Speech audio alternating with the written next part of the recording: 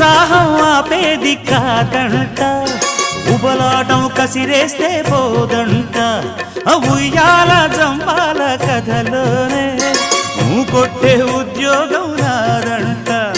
వరసుంటే వారంతో పని ఉంది, ఉత్తుత్తి చొరవైతే హుడుకే ఉంది. మళ్ళీ కావాలన్న మనసు ఉన్నది. వామ్మో ఏం పిల్లది ఎంత మాటన్నది.